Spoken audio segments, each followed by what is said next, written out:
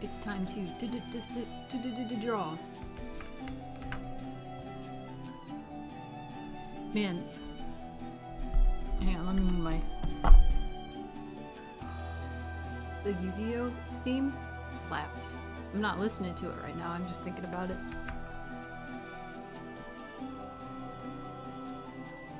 Just thinking about it.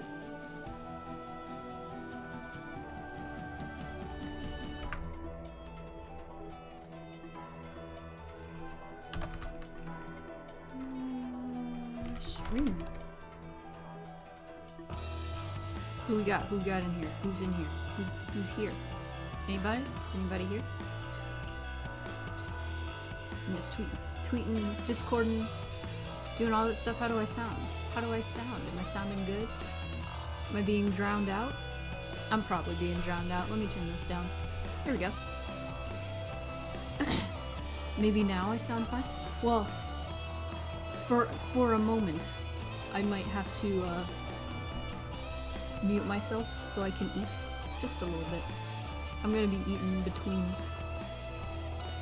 stream and stuff. So I'm gonna wait a little bit, see if anybody shows up. Let's go.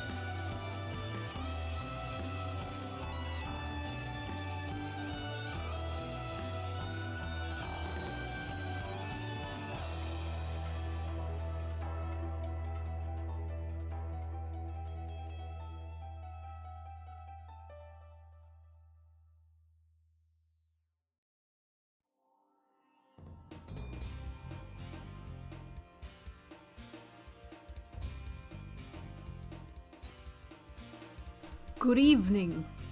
Sorry, I had to eat some soup. Oh, you know what? I'm gonna put, man, I feel like I'm not mentally prepared. I thought I had like an hour before stream, I guess because I'm used to starting at 8, but now I'm starting at 7. And then I realized, oh, I started 7. There's so much going on this screen right now. Where do I put this? So we're doing a tarot stream. Tarot card stream tarot. There's me. I was angry because my screen was so full. Soup time. Tarot soup tarot soup. You guys voted. I'm alright. I finished a few commissions today. That felt good. Felt good. Dip your tarot cards in the soup. It's delicious. It's full of nutrients. I'd eat more soup. I don't want to get any on my Leap Motion controller. That would suck. That would really suck. I'm kind of just stalling for a bit to see if the stream has any problems because we all know there have been problems. Donate $5 to seal thy fate. I'm just gonna put it everywhere. Yum yum, flavored cardboard. Welcome, Sandalford Knight. Yeah. Okay, so if you haven't been to a tarot card stream before, I've only done 2, so it's understandable, and one of them was on YouTube, so that was kind of weird. This is how this works.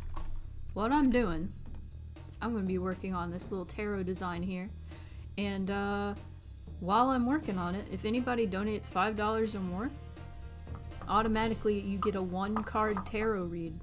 I will just pull a tarot card from my deck and seal thy fate. That's what I'll do. Dots? Dots. That's how we do this. That's how we do this. I will seal thy fate. To Spyro music. Sorry, I keep looking down. I'm looking down on my keyboard. Woo!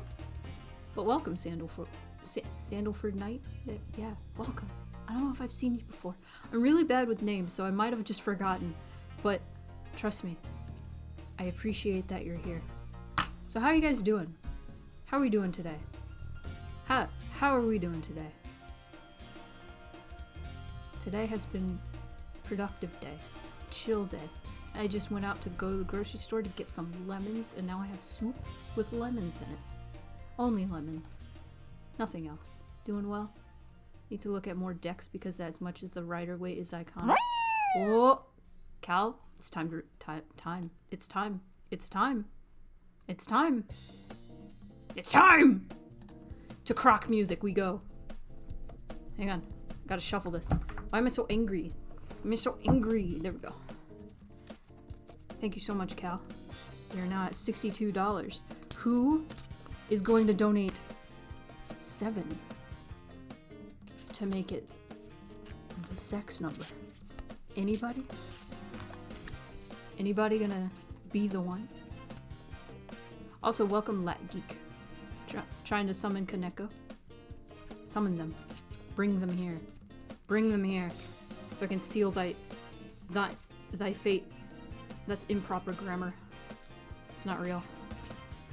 I can seal their fate. Oh, my hand. It's because I have the cards above. Why am I so angry? Okay, I gotta take my hat off, that's why. Let's read my hat is anger. Okay, alright, seal thy gate. Seal thy gate. Teal thy crate. This music takes me back to Croc. There were these mini games in Croc where you'd see a little fuzzy guy. I forget the name of the little fuzzy guys, but they were the guys that you had like to collect. I think they were in cages, or maybe that was Rayman. I'm getting my games from the 90s confused, but they'd have like boxes in front of you. Oh man, but they'd have the little boxes in front of you. They'd have 3, and then they would show you. They'd pick up one box, and then you'd see the little guy go, hey! And then put the box down, and then they'd switch them all around real fast. And then you had to figure out which one had the one in it. It was good. Anyway, I'm gonna draw you a card. You got the 4 of Swords. This is the 3rd time we've gotten the 4 of Swords on stream. Let me read you what that means. I vaguely remember. Let me find.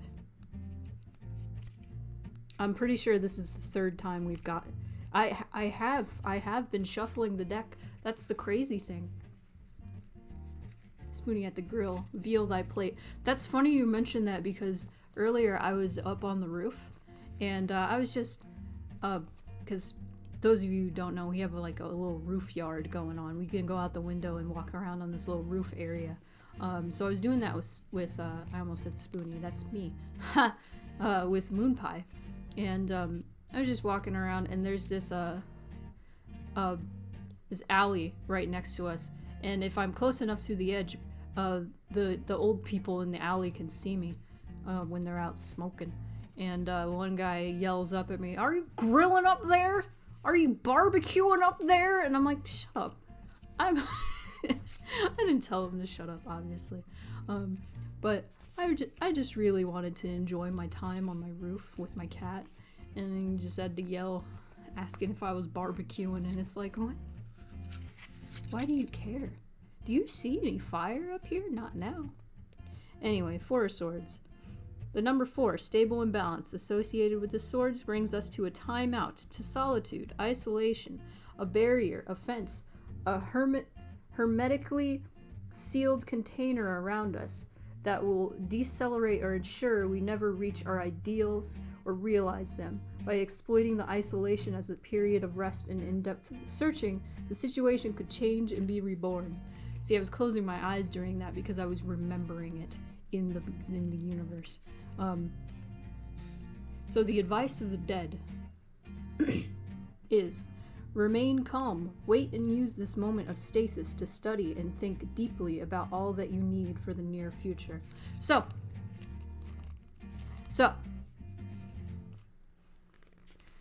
I wasn't barbecuing up there, that was the point. But what this card means, and this is the third, like I said, the third time we've gotten this card, it means you're forced into isolation, and you should take this moment to self-reflect and grow. It's kind of like the Hermit card, but instead of it being like in your current situation, you should just look deep within yourself and learn to love yourself. It's more, you are forced into this isolation, and you should make the most of what is happening. So we just keep getting this card, and it's so relevant to everyone's life right now, I feel.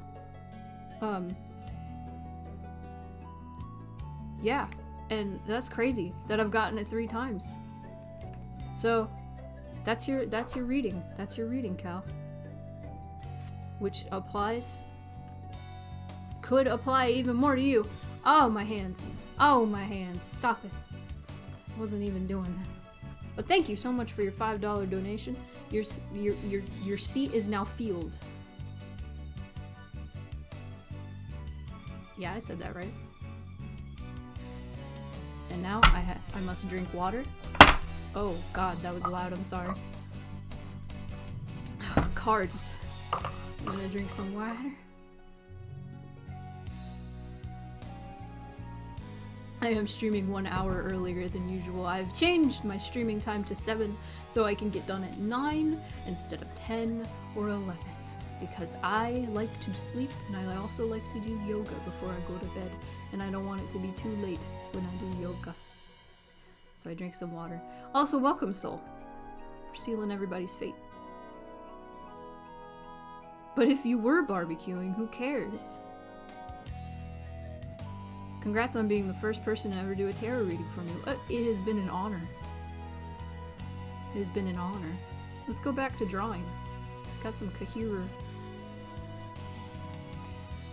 I like this drawing. I don't like the sword. I feel like the wrist wouldn't be able to do that comfortably in that position. So I might finagle a bit with this sketch. Justice. Yeah, Kahira is Justice. Or Eustace. Just kidding.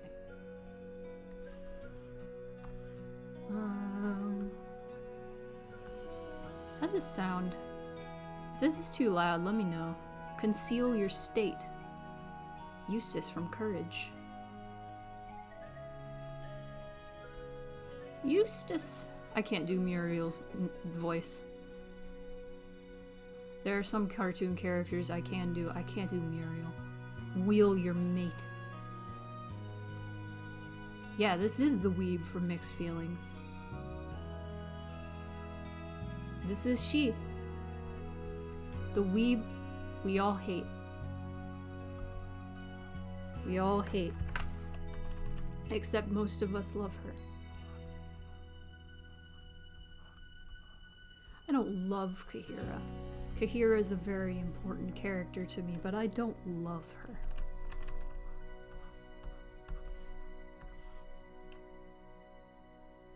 Stupid dog!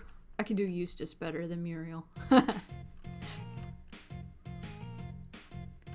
Courage was very good. But your little cat skull disappeared for a second, Cal. That was weird. You could say I have mixed feelings about her. That's the plot. That's the plot of the game. That's the plot. That's it. You got it. You won. You won Mixed Feelings. It's called Mixed Feelings for that reason. You're supposed to have mixed feelings about all the characters. All of them. Though I feel like Kahira is the most. Oh, arm. I saw that. I saw you do something weird. Just at the corner of my eye. You die for Perry?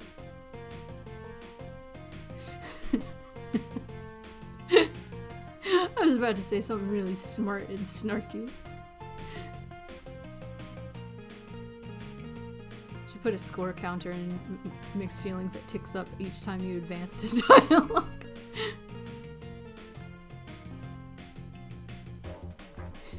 I'm gonna say it.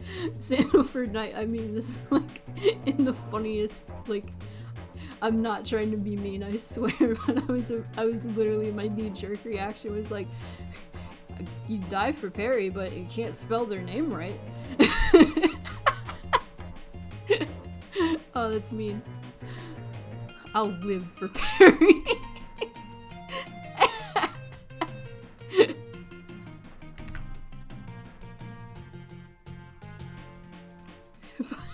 Perry the Chimerapus.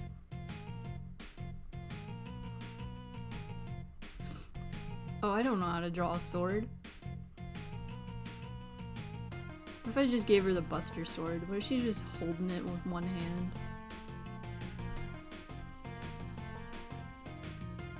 It's been a while and we played while drinking. You know, I won't judge. I just needed to tell that really stupid joke.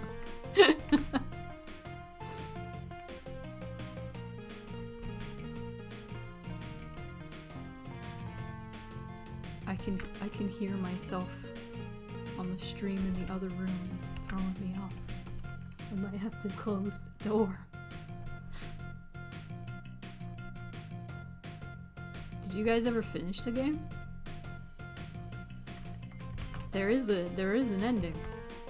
Or a true ending. Whoa! Whoa! Hello, Kaneko.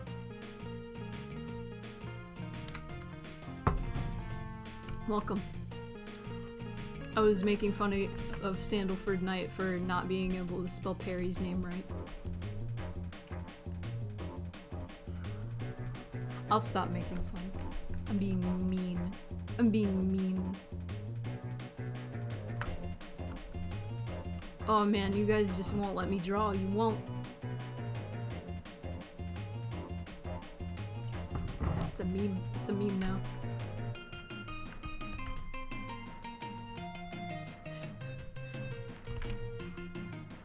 I don't want permission to be mean to somebody. I'll be mean if I want to everybody. Just kidding. It's so hard for me to be mean. I can't even be mean in... That's a lie. I can be mean in games.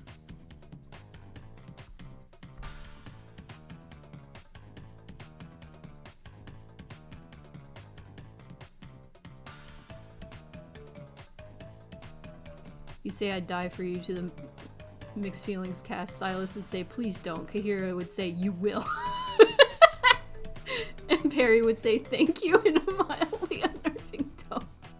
You know the characters too well.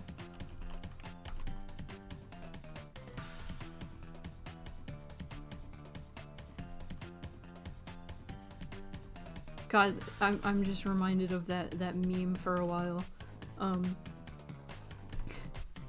That was like a chart, like a 3x3 chart, that was like bold of you, and please, and like something else, and then the rest of the saying was other stuff, and it was all Final Fantasy like characters, and my favorite was Titus from Final Fantasy X. His was please kill my dad.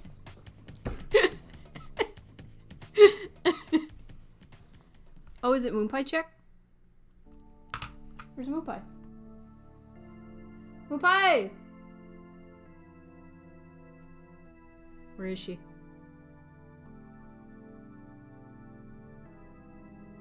Moon! Oh, I hear her. There she is. Come here. You've been summoned. You've been summoned. Make a noise. Come here. Did you hear her? Oh, there we go. There's a noise.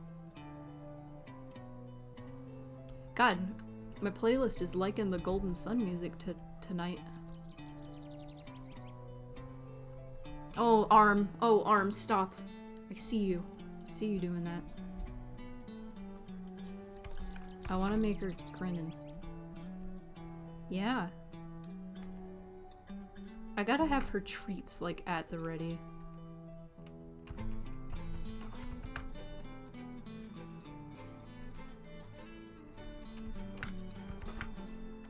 Hey! What? No! She wants the zip tie. She wants the zip tie. Don't you just hate it when your arm is inside your neck? Saturdays, am I right? Am I right? Saturday, what a day. My arm is in my neck. I can't get it to do it on command.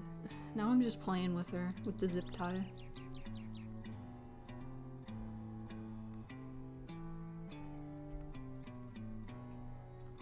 I'm doing a shadowy.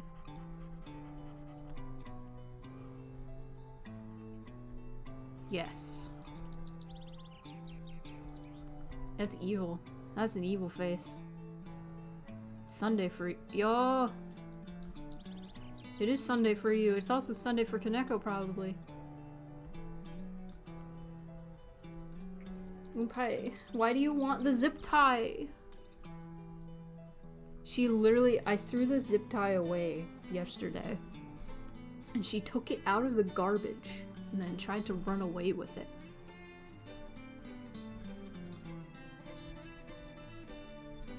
See, I tried to do, like, my streams earlier so, like, all of my European people— Stop it! European people could watch. But then, when I do it earlier, like, nobody shows up and I'm like, oh! Y'all only show up when it's like 3 a.m. over there. What's up with that?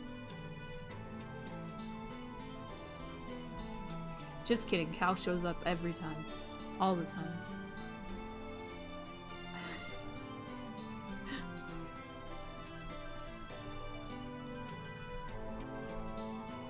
Okay, I fixed her face. That's what I want. Justice. Justice.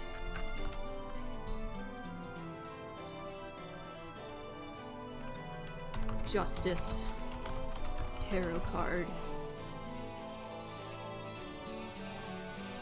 Okay, there's like some scales going on. What? Hang on, 1 second. 1 second. 1 second. 1 second. You've returned and you've given me water, thank you!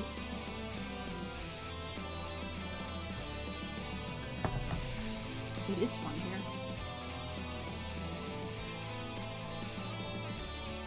Yes. Kaneko, I'm poking fun. You know I'm poking fun. I just like to poke fun.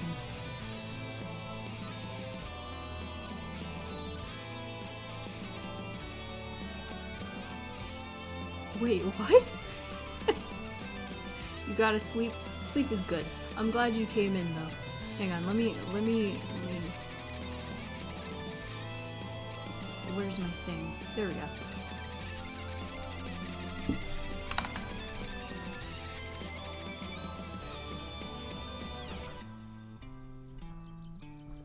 Oh! Sleep good. Alright, I'm back. I'm back for real. Okay, so I'm gonna eat some of my soup. Hang on.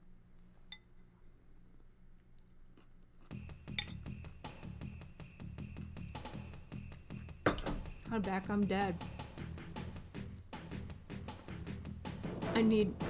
This is appropriate music for what I want to rant about. I've been getting. I have some opinions. I need to like warm up. I need to have some protein drink before I wrote down like a bunch of stuff I want to talk about during the stream. Hey, hand, stop it. Okay.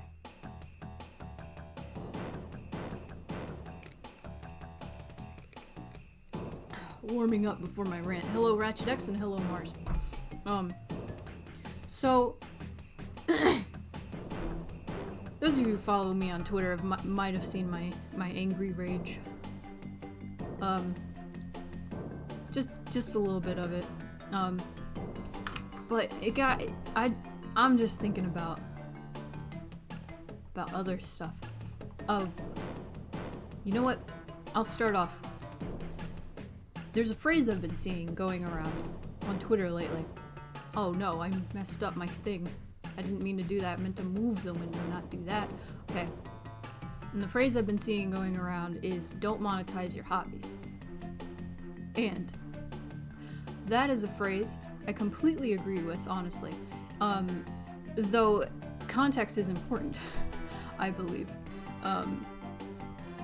Monetize your hobbies, what it means, or what I believe it means, is that hobbies. Let's talk about the definition of a hobby. A hobby is something you do to relieve stress. It's something you do for fun. It's something that's it. Something you do for fun in your spare time, to relieve stress. And yeah, if you have a hobby that you do to relieve stress, you shouldn't turn it into a business, unless you want to find another hobby, because then once you turn it into a business, it's not a hobby anymore. That's what that saying means. Stealing your bit. Not stealing your bit. There are other things I want to say about this. Hang on, I'm drinking more protein shake. I mean, I could not talk about this kind of stuff if you don't want me to.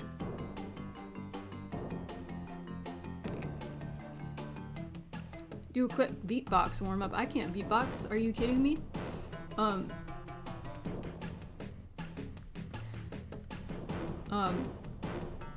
But I've been saying people, like, in relation to recent events, which I won't go into. Not recent events, like more recent, like, topics that people have been talking about. I've been saying people using "don't monetize your hobbies," the saying, as like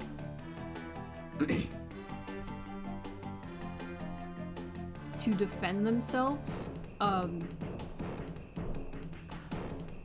when they're like working on like a big fan project and not getting paid for it. They're like, well, you're not supposed to monetize your hobbies. And I'm like, you're not getting what that means. Man, I have like all these bullet points. Oh, you know what? Here, I can talk about some like jobs I've had as an example to really drive this point home I'm trying to make. If it's a fan project, there are legal issues with charging money. It depends on like the IP. But there are a lot of like IPs that you can pay. Like there are a lot of like fan projects that monetize their stuff. They have Patreons and Kickstarters and stuff. But yeah, if it's a fan project, there does become like legality issues, and yeah, that kind of stuff. But I'm not talking about that. I'm talking. All right, my phone is yelling at me. Hang on.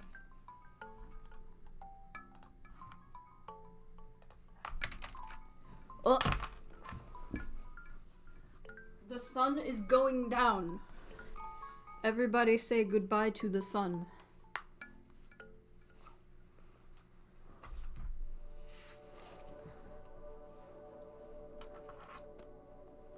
Yeah, it depends on the scope and goals of the project. I'm talking about like the big fan projects and stuff where like, okay, I'm back. I'm talking like big, huge scale. It doesn't even necessarily have to be a fan project. I'm talking about big scale projects that require like several people to be hired on, and have like deadlines to meet, expectations to meet, auditions to go through, all this stuff. This is all work, and like even if you're like passionate about it and it's a thing that you like, is still taxing on you, especially if you have a lot of responsibilities in your life, is what I am saying. So let me go off into my tangent that I was gonna go into, because the fan project aspect is not necessarily what I wanted to be talking about. What I wanted to talk about is how people can take advantage of you by in art jobs specifically, by using passion as payment, passion and fun as payment.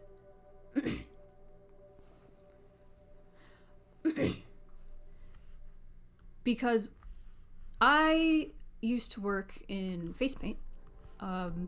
I did face painting at Disney. I'm just gonna throw them under the bus. It's fine. Don't like them. I did it at Disney. I did it for a specific company, and that company is now under because since COVID, it's gone. It is dissolved. But this job I had was $8 an hour, which isn't a lot. It's not a lot at all. But they had pride in the I can't talk.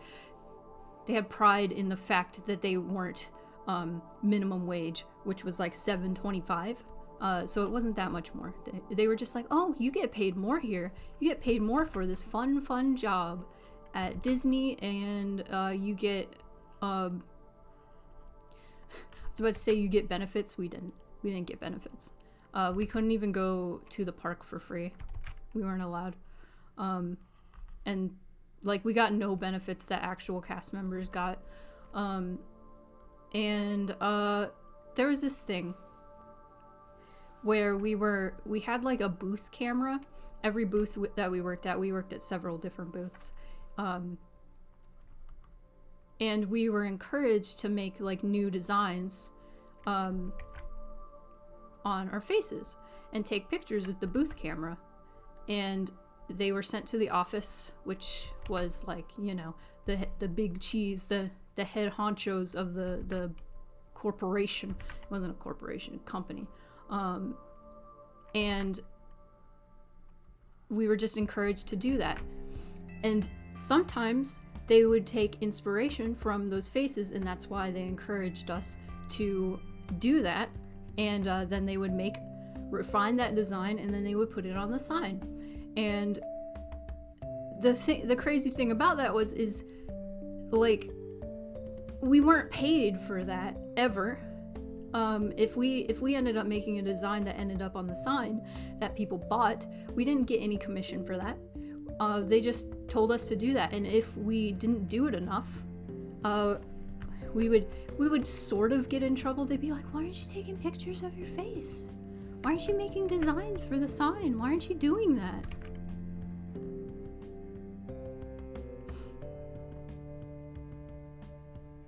That's just theft. God, that happens all the time. Yeah. This company, while it wasn't so bad with that aspect, they did use the whole, this job is fun, you shouldn't be complaining, Apparently, this happened after I left. I saw, old coworkers talking about this, but crazy things like, people, like a bunch of people who worked with that company shared on their Facebook some article about how you know your job is abusing you or something, or exploiting you. And I guess some of the managers saw it and called everybody that shared that. Creepy. Creepy. So there was that job. I had another job. It was a paint and sip place. This is a way better example because they definitely exploited their workers. It was exploitation. Well, called them and said, don't share stuff like that. And said, oh, do we need to have a talk? What's on your mind? Like, stuff like that. What do you think we should be doing differently? And then telling them, no, you're wrong. This company was crazy. Anyway, so this other company I worked for was a paint and sip place. What a paint and sip place is basically is you teach a class of people for 2-3 hours that don't normally paint or don't do anything with art, and you teach them step by step. You're a professional Bob Ross to a bunch of drunk people. It was actually really fun. I really enjoyed doing that for a few years. Not with this company though. Not with this company though. So here were a few things. We had a set payment that we would get for every class. I believe it was like $100, which that's solid. I get that. That's solid. Yeah, it was $25 an hour. It was an hour for cleanup and setup, and then like 3 hours for the class. However, they would not pay you for how long it would take to get to certain places. Oh, cool! Propaganda's playing. This is a song from Beyond Good and Evil called Propaganda. Anyway, I don't want to drown myself out. So I love this song. Anyway, I'm distracted. So they wouldn't pay us if we ended up having to drive like 2 hours out to the location that we were going to. They didn't compensate us for gas. They didn't pay us for that time it took to get there and to get back. If we ended up going over, which happens sometimes, they wouldn't pay us for that time. God, there was like a place we drove out to once that literally took 3 hours, and we didn't get paid for that. The wildest thing to me was we had to make like four minimum original paintings a month, and interestingly enough, they ended up getting in legal trouble because of that. Not because of, like, the 4 paintings a month thing, but because there were artists so pressured to make 4 entirely new paintings a month that they would start going to Pinterest and stuff and using people's photos and painting those. I know I did that, but then I guess the original photographer of one of those photos found out and sued that company for that, which good. And of course the artist got in trouble for that. Anyway, so that was a thing. Here's the thing. Here is the thing about those 4 paintings that we had to do a month. We had to do them all on our own time, at our own homes. Some people don't have a place that they can paint. I love the casual implication that Bob Ross is an amateur. No, listen, he did all of those paintings for free. That was the implication. Anyway, so we had to do all those paintings on our own time, in our own space. The other thing about this, sorry, I had to smack my desk. We had to write up detailed lesson plans for each painting, also on our own time. And the paint that we took home from the studio was taken out of our paychecks. And the canvases were also taken out of our paychecks. This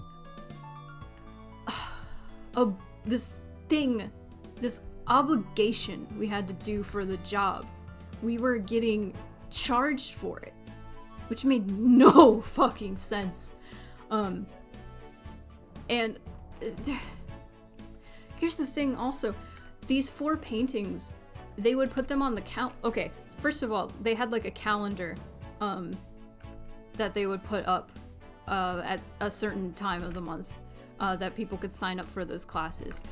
1, there was no guarantee that all of your paintings were going to be put on that calendar just because, like, the boss, like, didn't like the paintings or whatever. She'd be like, I don't like this one. She would only pick the ones that she liked and then put them on the calendar.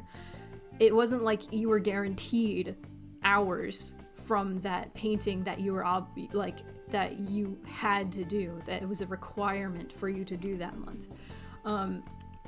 The other thing was your classes for those paintings that did get on the calendar, they could get canceled because not enough people signed up. If less than 10 people signed up, which happened very often, they would cancel the class. They would just cancel the class, and then $100 down the drain. You didn't get money. So, oh god, I'm getting so angry. My blood is like boiling. There was like one time I got a paycheck from this company that was like $25. And I'm pretty sure we got paid monthly. It was like $25 because of all the money they took out of my paycheck. And it's like on top of the classes that I worked, and then on top of like all of the paintings I had to paint, that was like so much time that I wasn't paid for. And like the thing is, I didn't really hear this from my bosses at all, but like when I would complain to like coworkers, they would say things like, yeah, you know, it kind of sucks that they're not paying us for, but like what other job could we do this with? And that's the thing that's scary. This is so like normalized that artists like will just do stuff for like table scraps basically.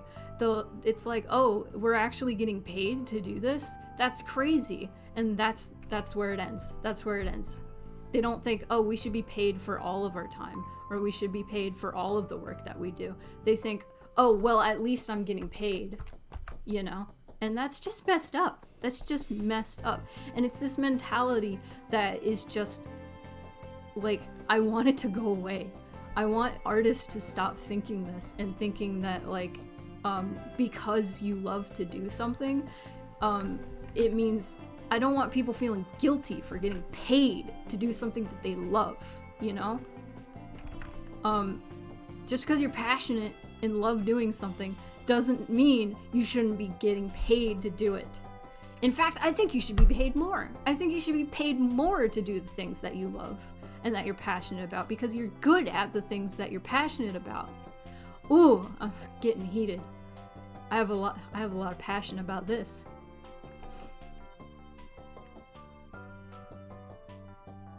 Got paid jack all for doing the same shit as an actual art teacher, but they were all drunk as well. Oh yeah. There were some classes that were real hard to wrangle. It was mostly like pretty fun. Like it wasn't like the guests and stuff that really bothered me. There were a few like bad eggs, but you know, it was the fact that I wasn't getting paid for everything. I think the issue is, one, society undervalues artists, but also there's a dime a dozen of us. We're constantly having to undersell ourselves because we are in competition with each other and people don't value our work. I can see your point there. I think another issue is like artists are just so afraid to become sellouts. They're so afraid that because they're trying to like make money off of their work that they're going to come across as a sellout, or they're going to come across like their art is going to lose value because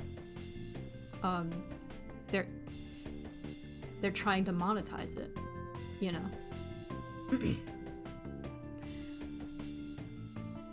I pity the boss who wrongs me and finds out just how petty I can be. Anyway, I ended up working for another company that did the same exact thing. Not the bad, like, exploitative, like, business practices, but was a paint and sip place. It was actually the original company to start doing that. And it was the most culture shock. Because, one, we didn't have to do a lesson plan, because they were like, you're artists, you can look at something and figure out how it's done. That's part of it. And two, we were not required to make any art. We were not required to like we didn't have to make anything.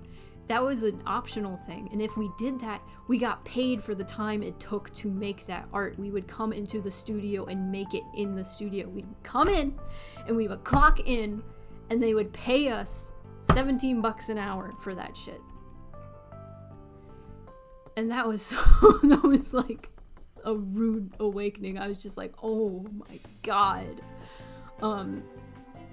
So, and also before every class that we had, we were told to come in and pre-paint, and for that as well, we would come in, clock in, and we would paint the painting that we were gonna paint for a class, so we can figure out how to paint it for the class, because it wasn't our original art usually, most of the time.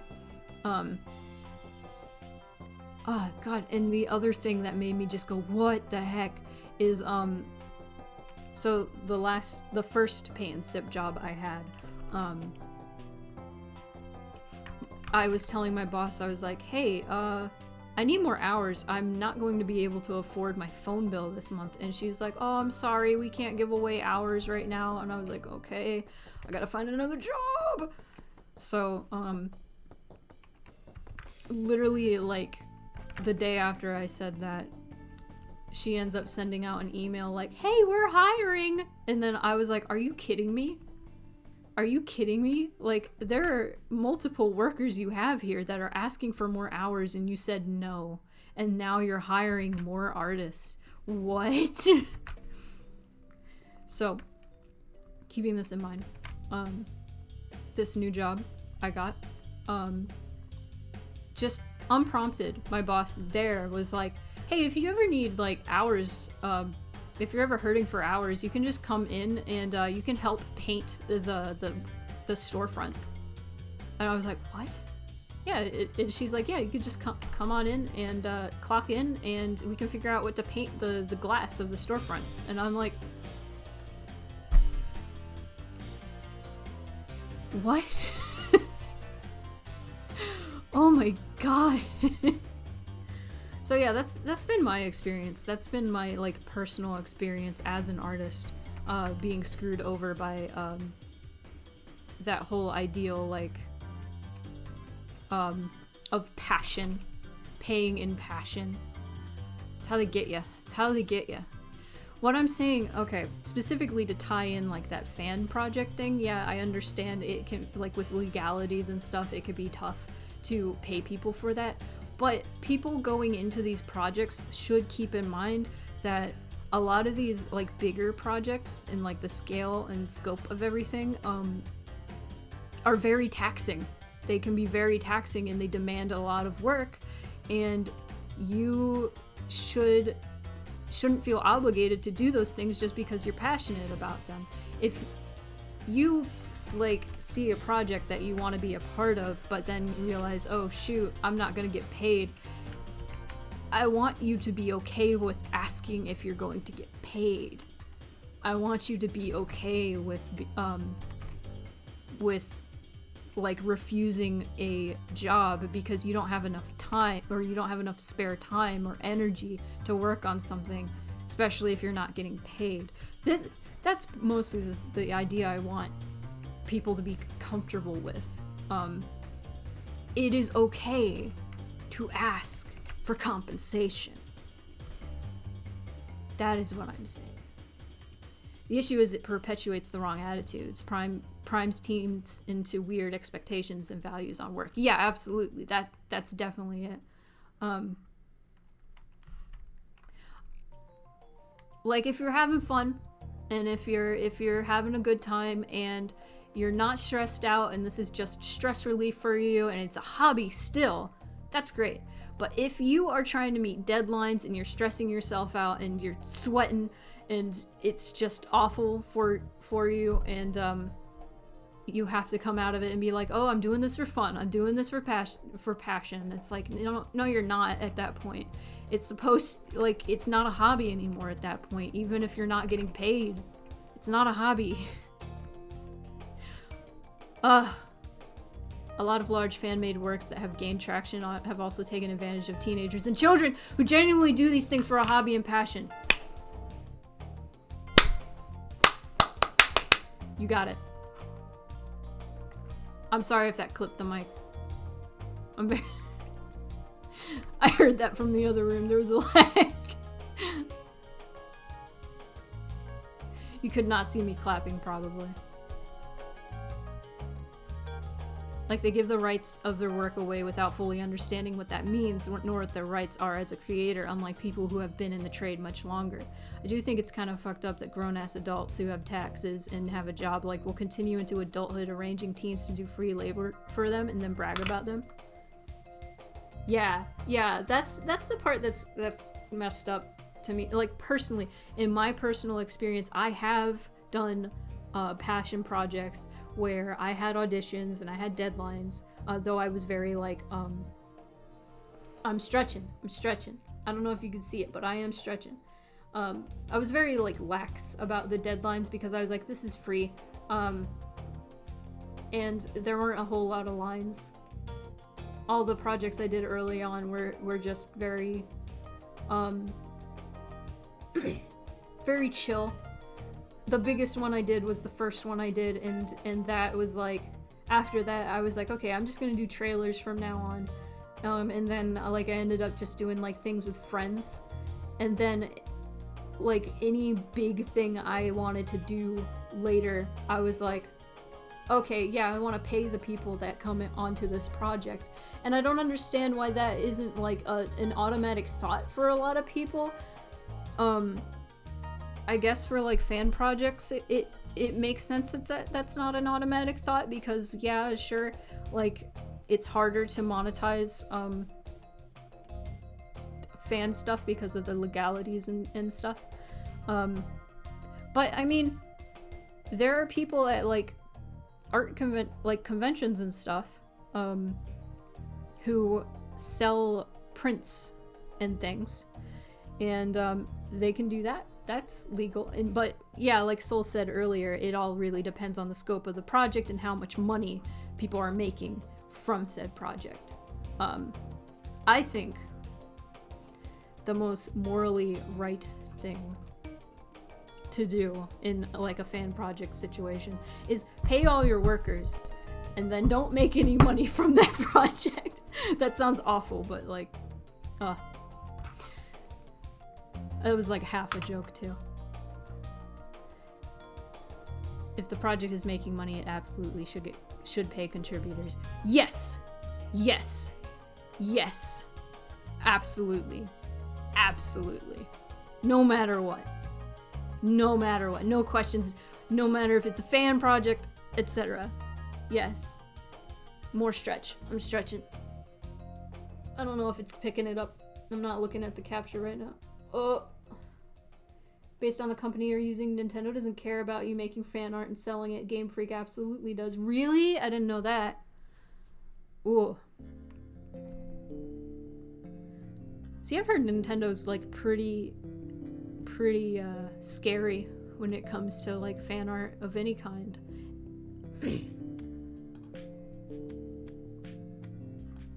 I like this Kahira. I need to do her ears. Man, I have bullet points. Here we go. Oh. So the thing I learned from like having jobs in art is that you can absolutely like separate work art from your hobby art. You can do like art for fun, and then you can do art not for fun. You can do art that you specifically want to try and get views with. You can do art that you that's for commissions. You can do art for venting reasons. Oh yeah, I was gonna do her ear. All I have to do is look at Redbubble. Oh, that's true. I had a lot of Pokemon stuff taken down from Redbubble. Rest in peace, Dragonair Monet Lilies. That made so much money. That's probably why they took it down. I made a lot of money from that Dragonair Monet Lilies painting. Ugh. Not a lot of money, but work art and hobby art, you can separate the two. Like right now, I'm just chilling. I'm also streaming, but you know, I'm chilling. this is like, I do this for fun, but I'm also doing this for a print. So, you know, this is kind of work art, but I still do like art for fun as well. But like, people treat the saying, like, going back to like the monetize don't monetize your hobbies thing, like they act like that's an end all be all, like, oh, don't make money from your hobbies, don't make money from things that are supposed to be fun. And it's like, man, I still have fun drawing for people, and I have fun drawing for promotional stuff. I have fun drawing for my game. I have fun drawing for a bunch of stuff that I get paid for. Even when I make it into like a business, even when it's like a business, even when it can be stressful, I still have fun. I still have passion. It's fine. It's fine. Ugh. Passion and fun shouldn't be an excuse not to pay someone. If you're asking for a service from someone, you should be compensating them in some way. I think the other thing is, we interlink passion so much with, oh, let me read Case's thing first. Don't make money from your hobbies. Just do these 5 sprites for me by next month instead. Thanks. Yeah. Don't monetize your hobbies. Just, capitalism is evil, so I'm not going to pay you. Anyway, I think a lot of the issue is, in the art community with artists and like non-artists alike, is that we interlink passion so much with suffering. For example, I knew somebody who kind of weirdly like bragged about how like they have so many wrist problems because they draw so much. They're like, yep, I have no cartilage left in my wrist now because I love drawing so much that it's caused me permanent damage. And I'm like, that sucks, actually. They're like, nah, it's fine, I'm just passionate about drawing. And I'm like, wow. It's like, I think it's like a really boomer mentality, actually, that if you're passionate about something, no matter what goes on, you're still going to go at it with the things that you're passionate about, even if it causes you bodily harm, even if it causes you mental stress, you're still going to do it because you're passionate about it. I have a story that links with this. Whenever, like, it was when I was doing Into the Woods in high school. I was a sophomore, and all I did was pull a goddamn curtain. I pulled the scrim, which is, it's just a fucking curtain. It's just a curtain. That's all I did, but even so, Into the Woods is like a 3-hour play. Keep this in mind. You have no idea how goddamn stressful it is to not get paid to do anything involving this play. Because obviously you're in school. This is curricular.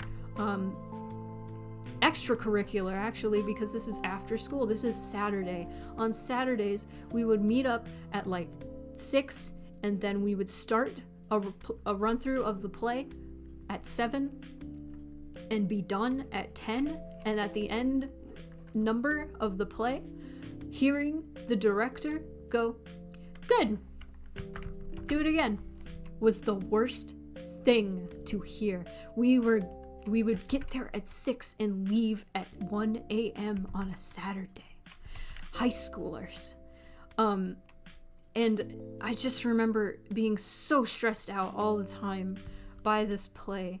And I was like telling my friend who was actually in the play, I was like, I don't know if I want to do this ever again. I don't know if I want to do this.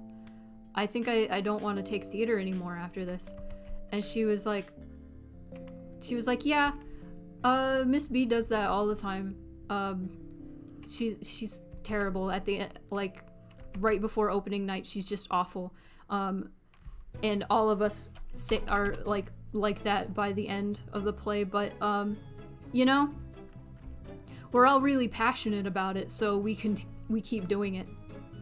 And I'm just like, oh yeah, and then I like continue to be in theater even though it was torture, and I hated it because I didn't want somebody to tell me that I wasn't passionate enough. I'm communicating with aliens. What am I doing? I might, why in the world is it doing that? I'm like curious. Okay, it's finally done. I'm sorry, I'm like actually like talking about serious stuff and then my arms are like, nah, you know what? I'm gonna do some lightning fast Naruto moves. Gonna have to steal some more arms. I know, I'm kind of sad. I'm kind of sad that my arms are crazy. Lightning fast Naruto moves. But like, I think about that all the time. It's like,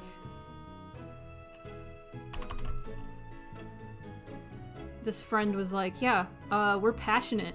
We're really passionate about theater. So we continue like going through hell just because we love theater. And it's like, not because we like doing it. Not because we like doing it, it's because we're passionate about theater. And it's like, what? Like, everybody was miserable. And nobody wanted to be proven like nobody wanted to be like a failure. So they just continued dealing with that theater teacher's bullshit. Also remembering in primary school when you had this thing where a bunch of primary schools went to a secondary school to perform music and stuff, and our school had us practice these 2 songs that we had no say in participating in for like 4 hours every day through lunch, making us skip eating to satisfy our vice head in her standards. We were like 9. What? That's crazy. Yeah, suffering and passion like go hand in hand, and I just absolutely hate that. Like, please take care of yourselves. Please, like, remember to eat. Please remember, like, there's this romanticization of suffering in art. I can't tell a serious story to soup on a stick. Here. Mixed feelings music. When you're young and you think of success always in the confines of the system you're put in, and you can get too driven to do ultimately arbitrary things because your only reference so far has been so limited. Yeah! Yeah.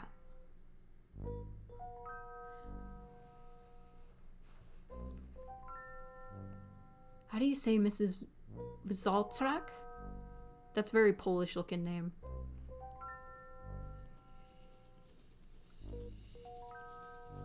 My kid told me something like that happened, I'd be going to the school board. Oh. Valtrak?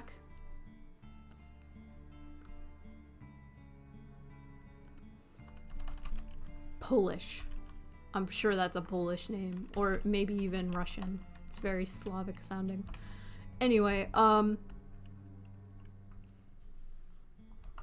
you ever catch anybody bragging about them, hurting themselves, doing something they love, tell them to chill out. Like, but I just think of all these, like, quote-unquote heartwarming headlines, you know, you see of people, like, taking so much, like, kids and stuff taking so much time out of their days to, like, help pay for something, like, that should already be paid for. Gosh, I'm trying to think of, like, an example of all, like, suffering and passion.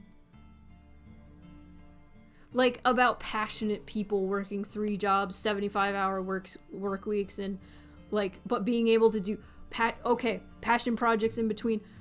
Like, I can't remember the name of the game, but there was this game dev who, it was just them making this entire game. Just them making all the graphics, all the coding, all the writing, everything. And this is a really good game. I can't think of it. Can't think of the name. I I keep wanting to say Slender Man, but that's because I've been watching Marble Hornets. Oh, my arm! Jesus! Jesus! Stop it! Stop it! I'm gonna unplug this. No more arms. Sink. Sink. Oh, that's disturbing, actually. Oh, no! Oh, it goes. There it goes. It wasn't Stardew Valley, but Stardew Valley is also a good example. Why is it taking so long?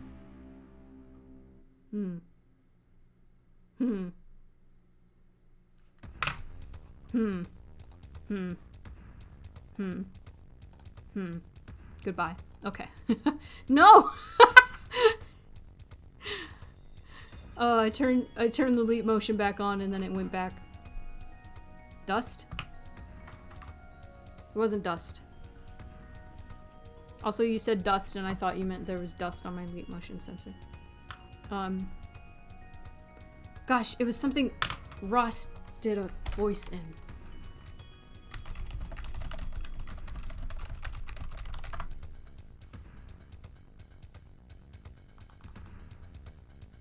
It was something the Game Grumps played. Oh. Ross O'Donovan.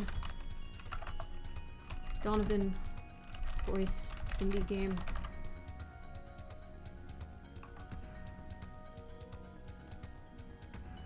Will it show me? Will it show me what he was in?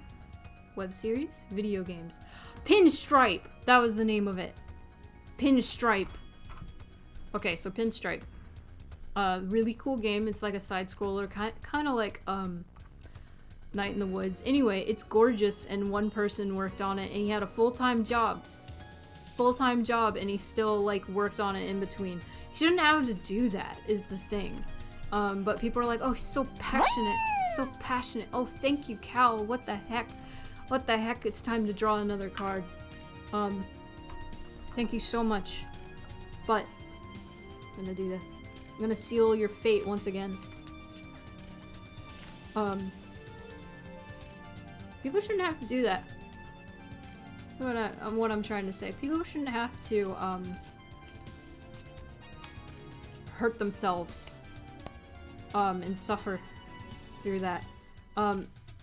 That's another example from my own life, is, while I was working on Butterfly Blues, I was working that paint and sip job, and also working at Target, and in between working those jobs, which I worked at Target 6 a.m. to 11 a.m., and then I would work at the paint and sip job at like 5 p.m. So in between, like, those jobs, I would be working on Butterfly Blues. And I kept thinking to myself, oh, someday this is going to be like a forward before, like, my biography. And people are going to talk about how I worked 3 jobs at once. It's going to be great, and people are going to think I'm so cool and passionate. Don't think like that. Don't think like that! Don't do it! It's like when a friend said the Stardew Valley dev was inspirational, I was like, please don't.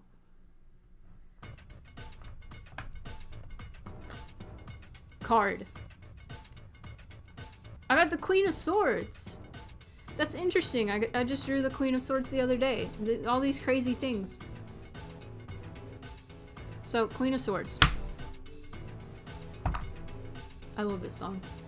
The first Sly Cooper has the best music.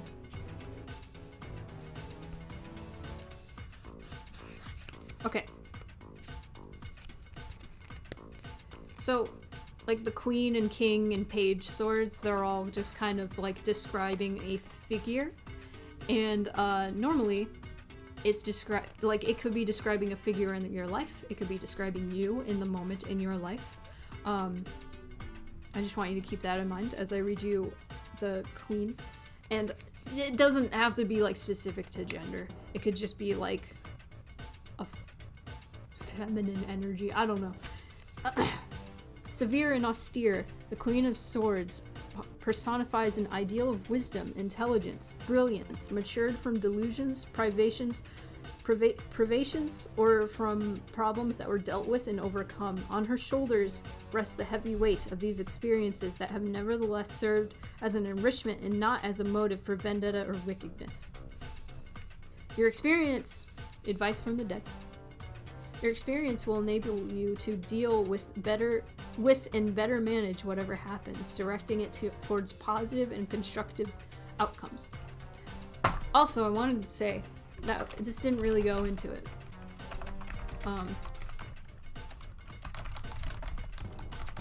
This card could mean you are ruled by your emotions too much and you need to be more logical. Let me find what I'm...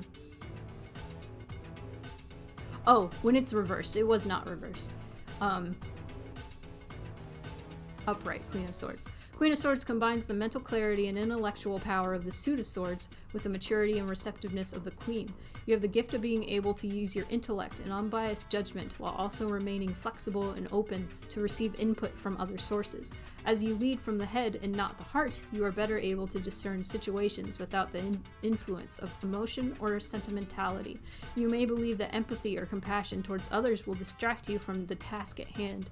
Instead, you prefer to know the how, what, why, where, when, and who of everything to help you make sense of your environment and better understand others. It is not that you do not care about others, but you connect with other people through an intellectual understanding rather than an emotional one. That's a good way to be. The card could also be telling you to be more that way. It's like all the tarot is like you're gonna get out what you want from that, and it could also be talking about a certain person in your life that is like that. And I'm sure any one of us can apply that to somebody close to you. That's how it works. Happy Energy Sword Sunday, everyone. I'm gonna eat some more soup. I still haven't finished my soup.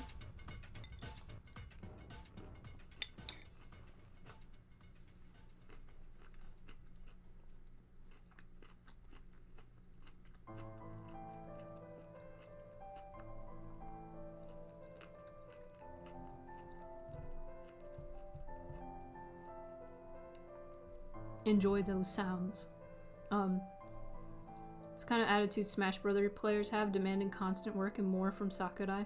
The man's gone to the hospital working on Smash. Oh, yeah.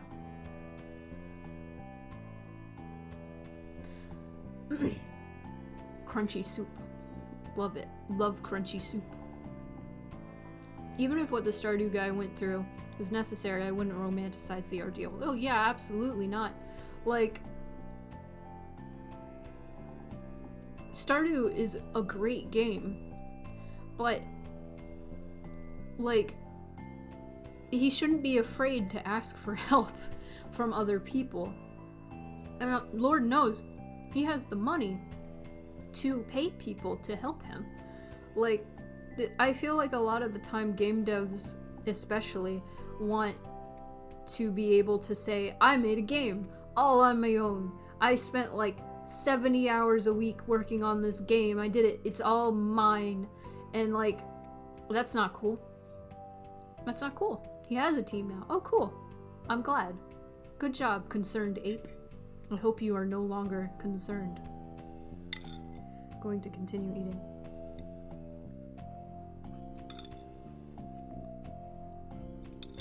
Got me greens. Got me radish. So many green.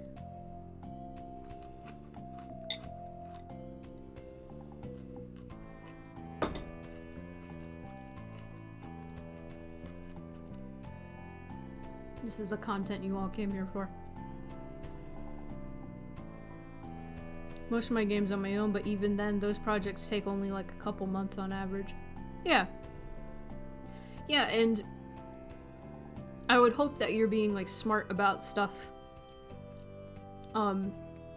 Like taking breaks, eating.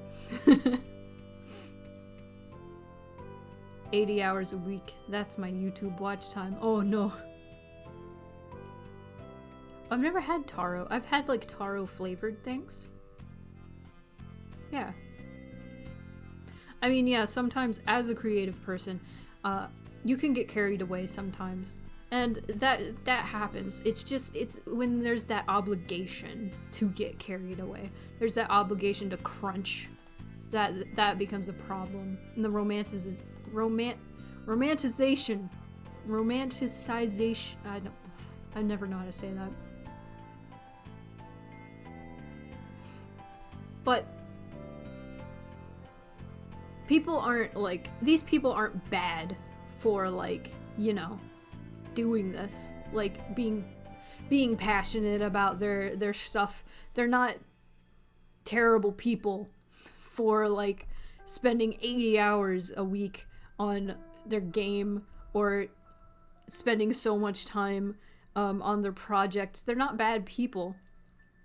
They're not bad for doing this. It's just bad that people feel forced to put themselves under crazy pressure in order to work on things that they're passionate about. I personally work better on things when I have the time to do them. Let me switch back. I got an angry face because I was making an angry face, actually. I wonder how many times I made the angry face when I was ranting about my old job. But yeah, the root of the problem is the romanticization of the suffering and starving artist. That's the root of the problem. That's the root of all evil. That is where everything lies. It sucks. Not to mention, there's this weird idea that, like, art is more authentic when you're not paid to do it.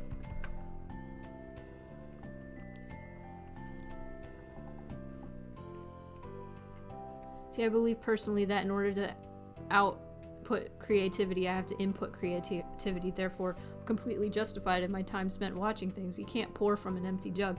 Yeah, that's a good point. That is a good point.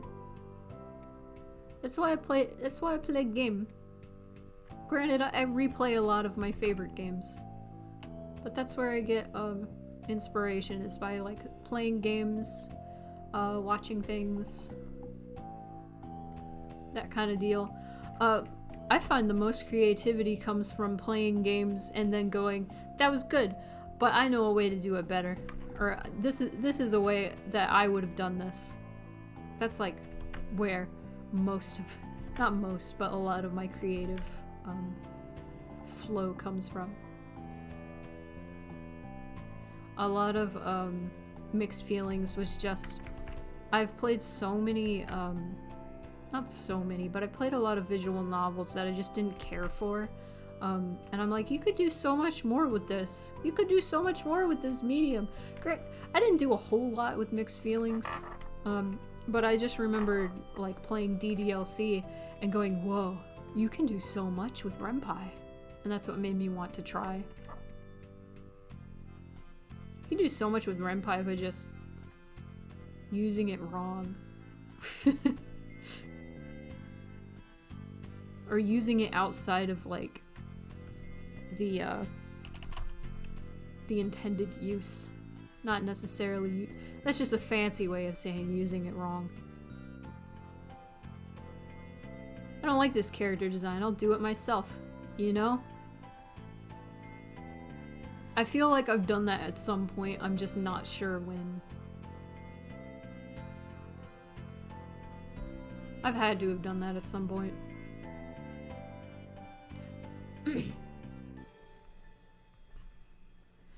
But, what else? What else? What else is there to... Ugh. Ugh.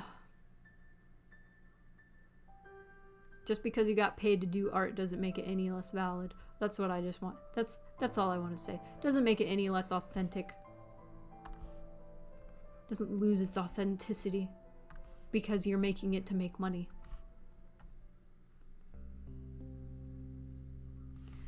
Like, going back on, like, the romanticization... I can never say that word. Going back on that crap. Think about Van Gogh.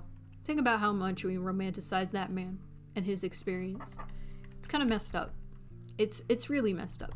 And if you don't know the story of Van Gogh, his art didn't really take off until after he died. That was one of the things. Another thing is, like, his most famous painting, Starry Night, was done while he was in a mental hospital. And because of crap like that, and a lot of, like, artists, famous artists, having stories like that, people tend to be like, oh, the most beautiful art comes from pain. And it's like, personally, my best art has come from me being happy and comfortable enough to do art. I have made a lot of really neat, like, vent pieces that, like, God, I've made vent pieces when I was, like, 18 that I still look at and go, damn, that's real good. And, like, people can still call those, like, beautiful, and there's, like, a certain beauty in, like, art that is, like, made while somebody is in pain or suffering. There really is. I'm not gonna lie about that, but I feel like people justify, like, treating artists badly with that sentiment. They're like, oh, well, I can treat you bad because Van Gogh cut his ear off. I don't fucking you know what I'm saying. You all know what I'm saying. It's messed up.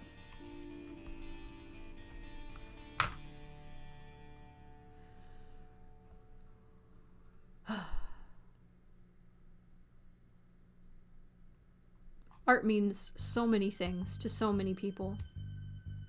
Like, you can make art for work, you can make art for big projects and things for free. That's great. But it shouldn't be expected. You shouldn't be expected to do that. Everyone has different experiences. Everyone has different situations that they're in. Some people solely make art for leisure and as a hobby, and that's great. There's nothing wrong with that. And then some people make art for money, and then a lot of people do both. Art can mean and be many things, but just because something is fun or you're passionate about something doesn't mean you should suffer or not get paid for it. And the same goes for the reverse. If you're getting paid for something, that doesn't just automatically suck all the fun and passion out of it. Stop stigmatizing making profit off of art. Anyway, that's my talk. That's my talk. Art isn't real. That's what I came to the conclusion of. Art's not real.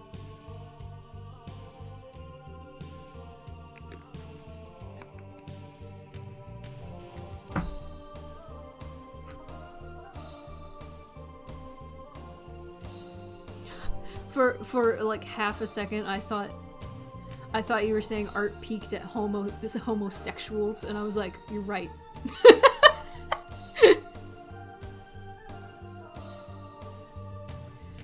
In my experience, when I am in an extreme mental state, it can make it easier to get into the flow state, but it is a really bad idea to rely on that. Oh yeah, that's a really good point. It is a lot easier to get into art when you're like feeling bad. You just need to get that feeling out, and then you just jump into it. But you shouldn't have to rely on bad feelings and suffering to make your art good. In fact, after a while,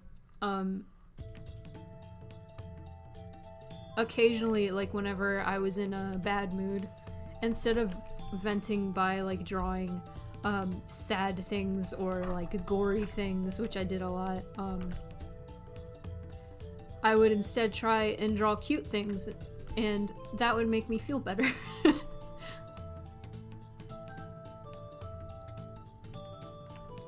Like sometimes you gotta just do that. Just draw a cute thing. Just draw a pony. Oh, that's not how knees work. Just draw a little pony. Just draw a cat. It'll make you feel better. Also, there's a painting that Van Gogh did that's way better than Starry Night. If you ever look at Starry Night like up close, it's shit. It's just garbage. Go. Paris. Ah!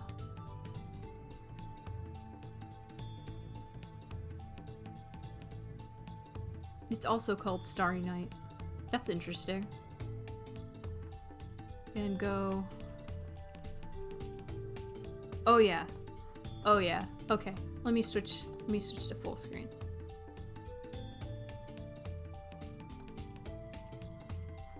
Look at this. Look at this. This is not Starry Night. This is another painting he did when he was happier in life and he was visiting Paris and he was looking out at the lake. And it was beautiful. Look at this. This is gorgeous. This is so good. This is oil. I love this painting. It makes me feel so much happier than this freaking crap. Where is it?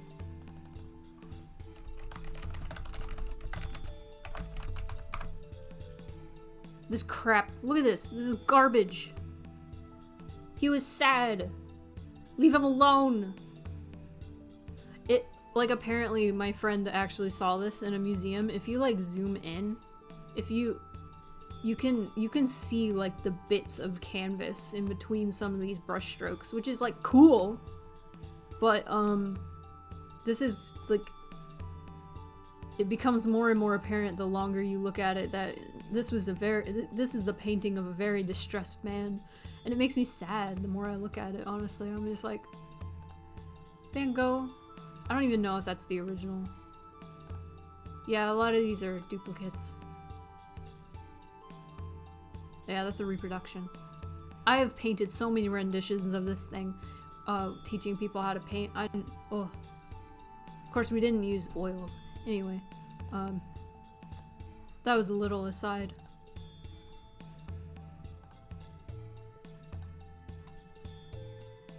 I went over all the things I wanted to talk about. I'm so happy.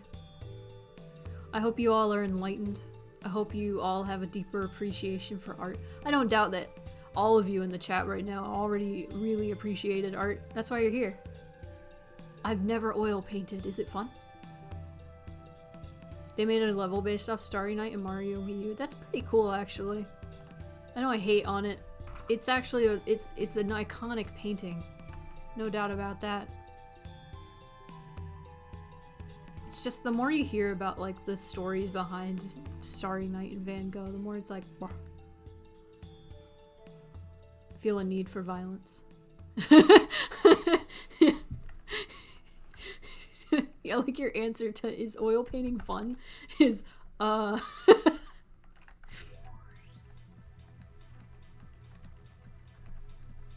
You like my shade? I'm glad. I thought you meant my shading in my drawing, and I'm like, I haven't drawn any shading. Then I realized.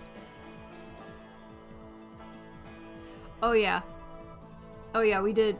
That's all we did. We did acrylic painting in my job.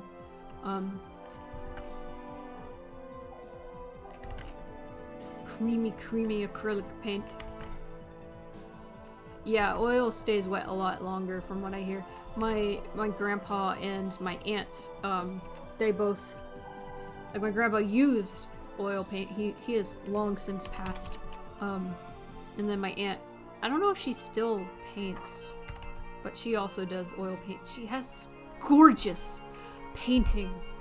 Oh, I wonder, I was about to, like, look it up, but I can't. She's not famous. She has this gorgeous painting of, like, there's, like, this Native American, like, chieftain, and there's, like, fireworks in the background, and it's so, oh, such a good painting. My grandpa did a lot of, like, more, not abstract, but those types of paintings, where it's just a few, like, simple strokes. And if you squint, you can actually see, like, what the painting is supposed to be. He painted a lot of boats. A lot of boat yards. So, like, Kenosha reminds me a lot of his paintings. Impressionist, sort of. Sort of. It's not quite, like, dots, like Monet. It's not quite Monet-ish. Though it is sort of Monet. Oh, stretch. Thank you, Casey. Thank you, Casey.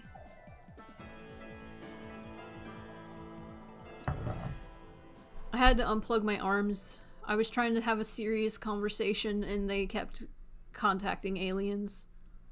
Hello. Oh, it's Parappa time. We gotta listen to Parappa full blast. Stop the conversation. It is Prince Flea Swallow time.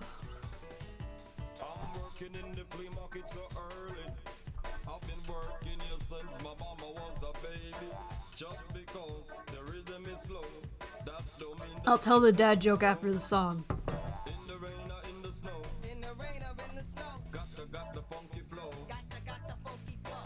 I did! Hang on, let me plug it back in. I can show you.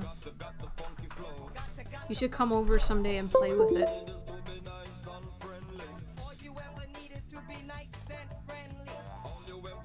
I need to figure out, like, if there's a way to get it to stop. Is it gonna work again? There. Yeah, see? Look at this. I put one hand out and it's like pinky. Pinky up. Okay. Yeah. Well, it's your birthday soon. You guys should go follow Bad Rabbit Games. It's her birthday soon. Get her arms. Get her arms. See, it's being a bitch. It's being a bitch. Why is it doing this? Why is it doing this? This is awful. It's being a butt. Look at this. My hand is not doing that. I would be dead if it was doing that. I don't know why it's doing that. Happy almost birthday. My arm is literally in the exact opposite spot.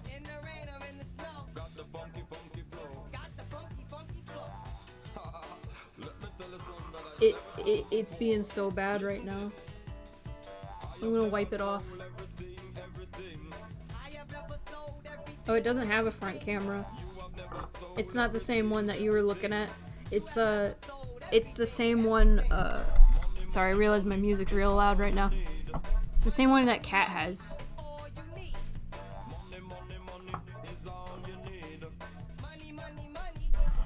Hello, Venus Sunday, aka Sylvia. Oh yeah, nah, if you wanna, it's being real bad. I'm gonna unplug it back. Yeah, it's the Leap Motion one. I have to turn it off. Okay. It's being worse than usual. Probably just have to recalibrate it later. Yeah, it's bad. It is the one you were looking at? Ugh.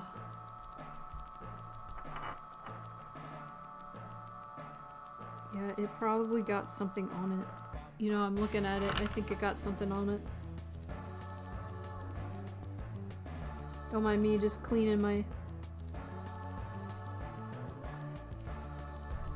I'm gonna turn Katamari music down a little bit more.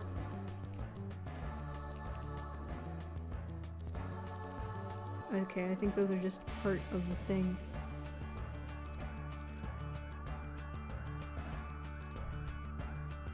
I can't tell if this just got badness on it. I'll have to look into that later. I know there's like a Leap Motion controller. I don't know if this one can do it. There's like Leap Motion controllers that you can attach to your shirt and they track your hands that way instead of like being flat on the desk.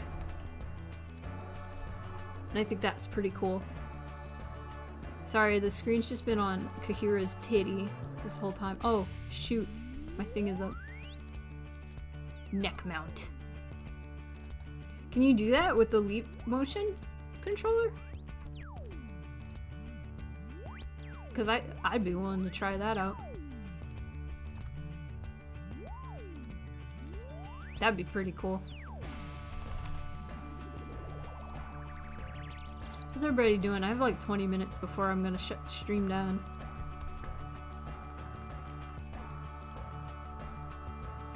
Shut it! Cut the power! Cut the power!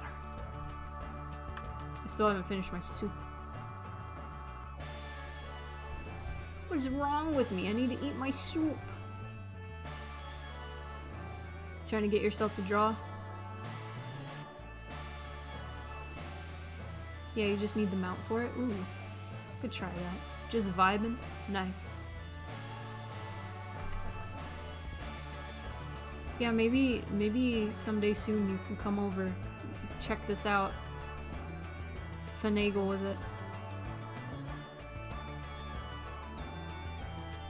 You sent it to me. Oh.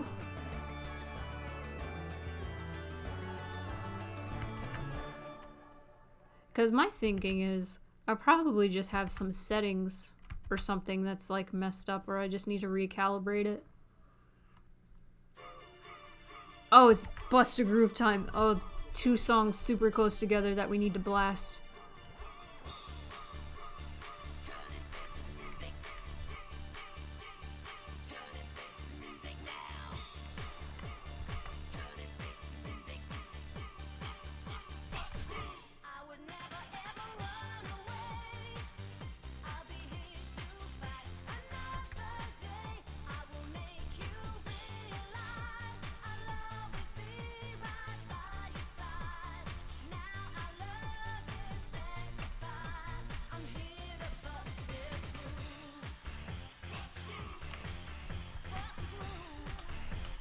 This is how I dance in real life to things.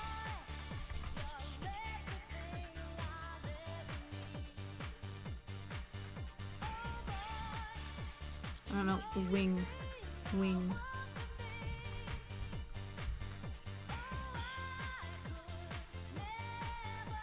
You gotta bust a groove. It's 3 a.m.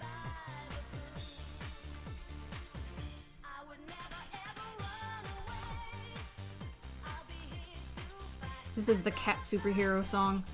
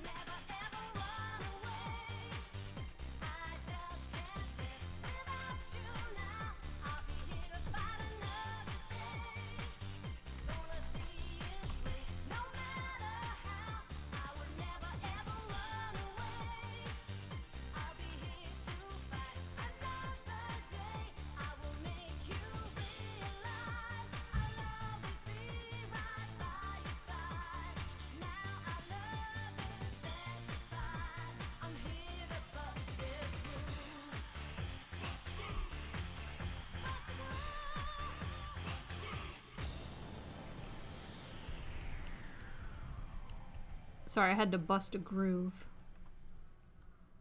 Anytime a Bust a Groove song or a Parappa song comes on, I just have to blast it.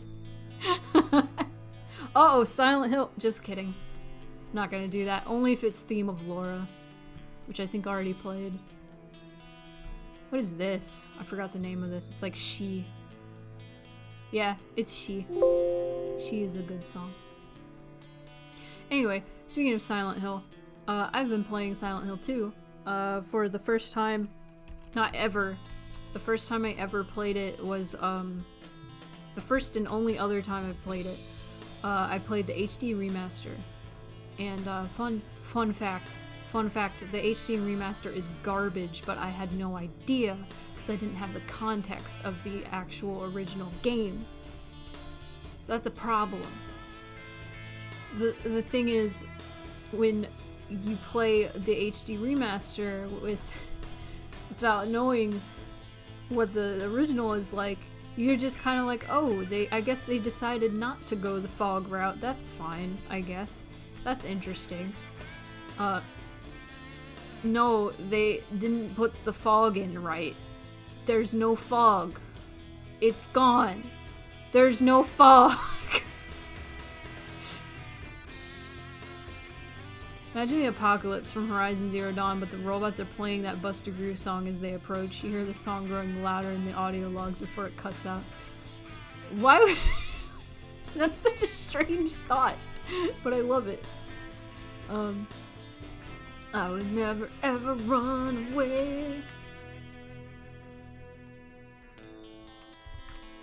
I don't even know the words. Because it's like one of those things where you heard this song and like learned the words when you're 5, so you just made up words. Getting close to emulating those games, allegedly. I think, I don't know for sure.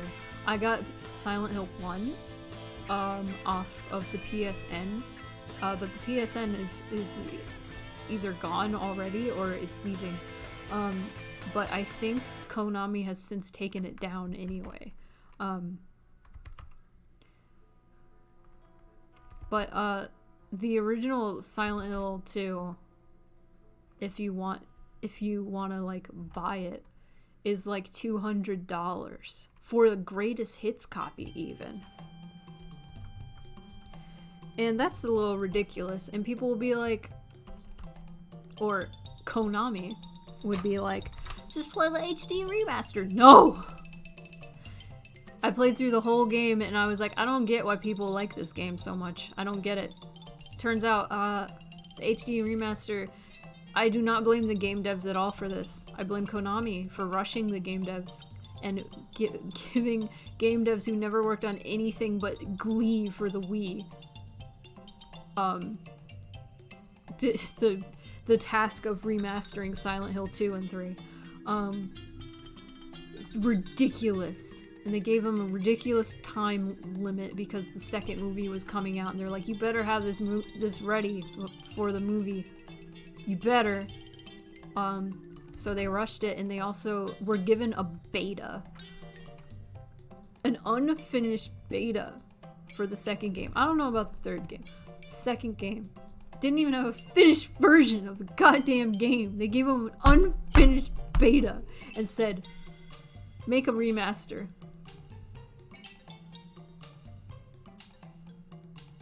I brought up another art point.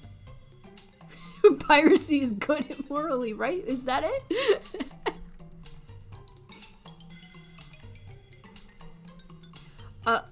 I guess the art point is game companies should, they should preserve old games in a way that they're more accessible so we can learn from them.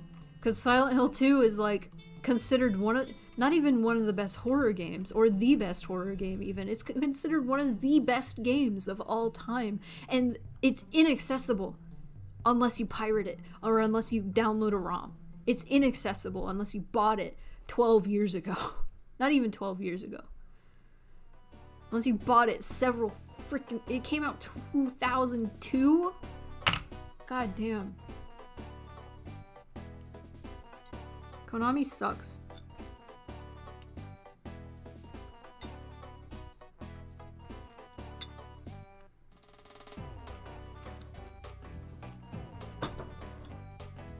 This is what I was saying earlier. Artists of all kinds are able to be paid so little because we're so easily replaced by companies and larger workforces.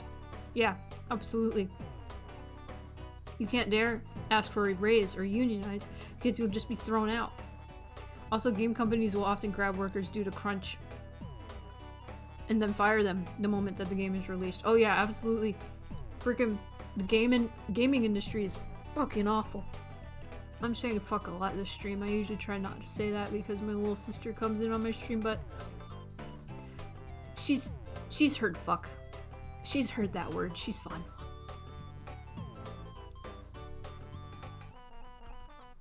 She'll be fine.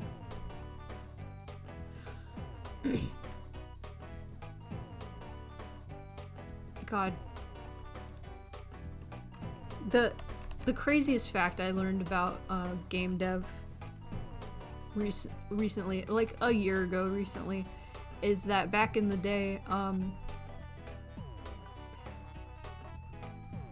the people who worked on games would use like crazy names, like not their real names, because Nintendo and other game companies like Sega and stuff didn't want any other game company using that game dev. I can't draw a Pete. The Pete is unable to be drawn. It's not even going to be seen. It's covered up by the tribal. Definitely never swear. You know, I used to swear, I still swear a lot, but I used to swear a lot more.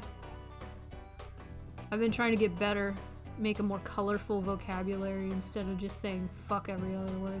But like, fuck has become just so, it just makes words stronger. It's not even like a bad word anymore. It's like replaced like. Hello, Bricklebork.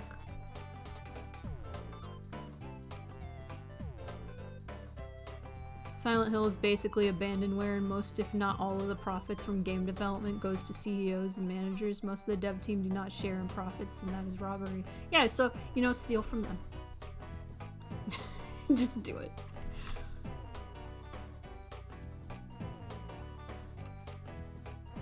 God. Most of the games I emulate, I bought at some point anyway. I have Parappa. And I have... I'm just admitting that I emulate games, but you know, the emulation part, especially if you've already bought the games at some point in your life, it's like not a problem. But like... Oh, I'm furrowing my... Oh no. Oh no! Where am I going? Whoops. God, what was I saying? I got distracted. Now I'm distracted. ADHD. Pirate video games, but only Minecraft RP. Sure. It's not illegal if you rip the files out of the game yourself. Also,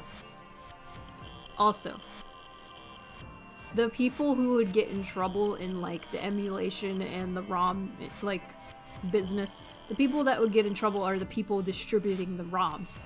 That's the people that should get in trouble in these situations. People who download the ROMs kind of mostly get off scot-free. If you think about like what was it? Mega Upload. The person who ran Mega Upload got arrested. Did everybody who downloaded from Mega Upload get arrested? No. No, because I don't know. Online like downloading business is very complicated. Yeah. So long as you don't sell them or release them, yeah. Moon Pie's yelling. Oh, I have 7 minutes before I leave. I haven't even finished my line art. I've just been angry.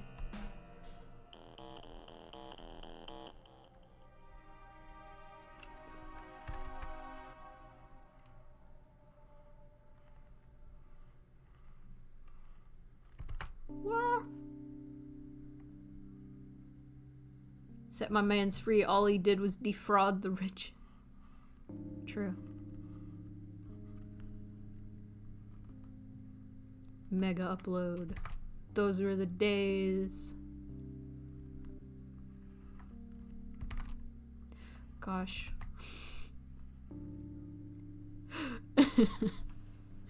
Oh man.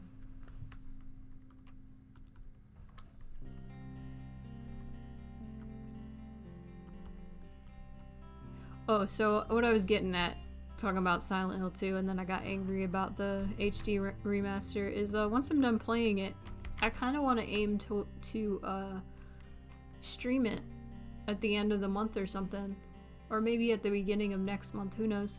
We'll see. I could try something out.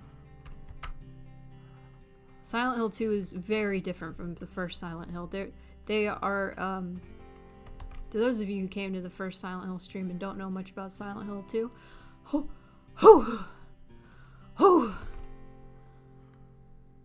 Silent Hill 1 had, like, implied, heavy themes.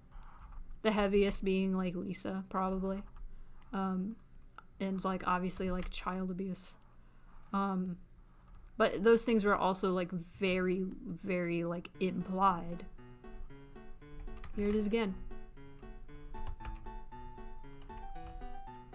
Silent Hill 2 is also like very nuanced and very like, a lot of the stuff is very just implied.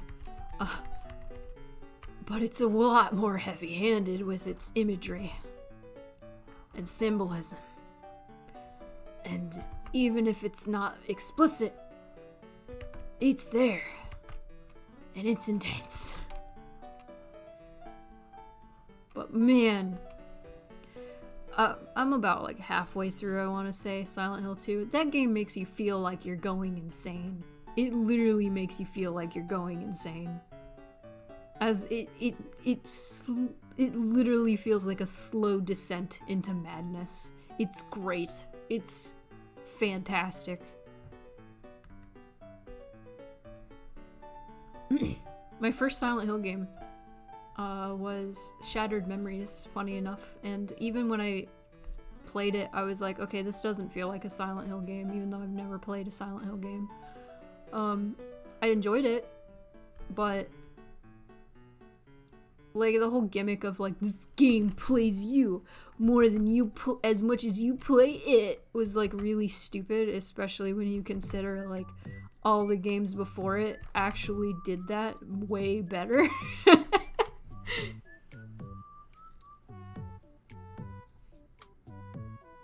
Honestly, I'm mad they let Pyramid Head be used in another game despite the fact that he was a focus on Nathan. You mean James?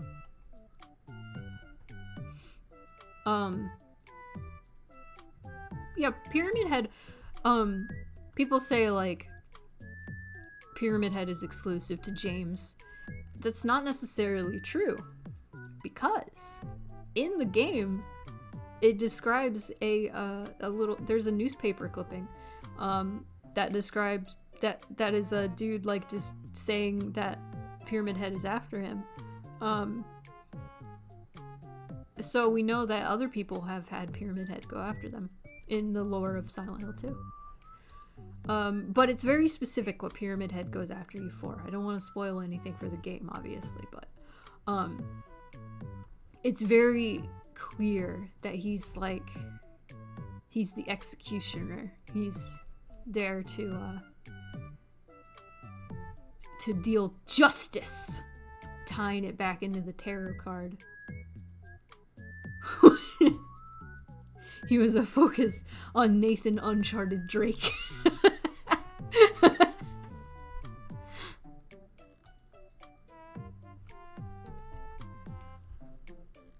Nathan Uncharted Drake. Those are good games. I like them. They're more movies than games, but I like them. Pyramid Head, good. Silent Hill 2 has so much going for it. It has an unreliable protagonist. It has good characters that even though you don't like really see them that often, you immediately have an attachment to them and their interactions with each other. But a lot of people complain about Laura, the little kid, but I like her. I like her involvement in the story. I feel like she's very necessary as a contrast to everybody else. Don't you remember that part of Uncharted 4 where Pyramid Head chases Nathan Drake through the orphanage? Oh man, can you imagine? I want Nathan Drake to go to Silent Hill. He deserves it. I love Nathan Drake, but goddamn, he's killed so many people.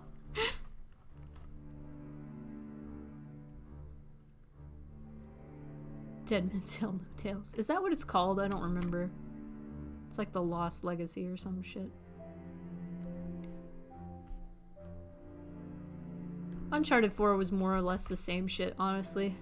But it is beautiful. Uncharted 2, it peaked at Uncharted 2. Uncharted 2, good. Chloe, good. Uncharted 3, also really good. I really liked Uncharted 3. It was my favorite for a while, but Uncharted 2 is in unmistakably the best one. Oh! Okay. You know what? I have grown tired of drawing this bird. I'm gonna save this. Got it. Let's switch. And then we can just say our goodbyes. Maybe I'll try to plug in the leap motion so I can wave goodbye. Let's try this again.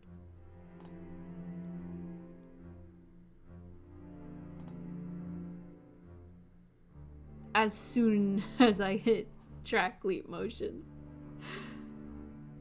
Hang on.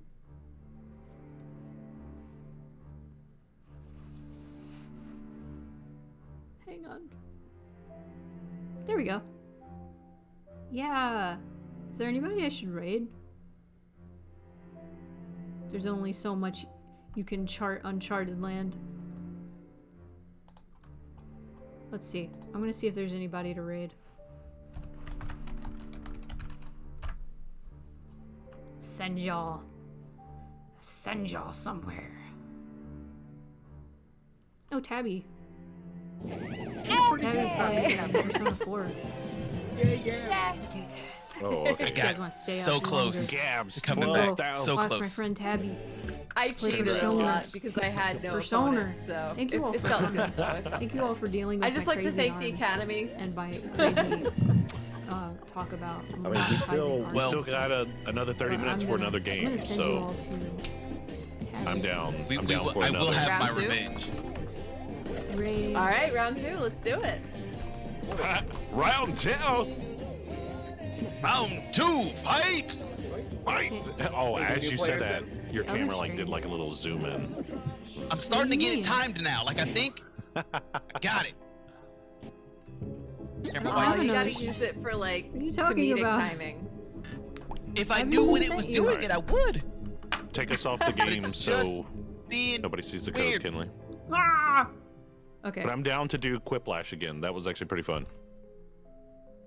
Quiplash is Oh. always a good one. Yeah, let's do Quiplash Oh, again for Oh. the half end of the segment. Okay, this computer's different than my laptop. When I mute on my laptop, it actually mutes my desktop audio.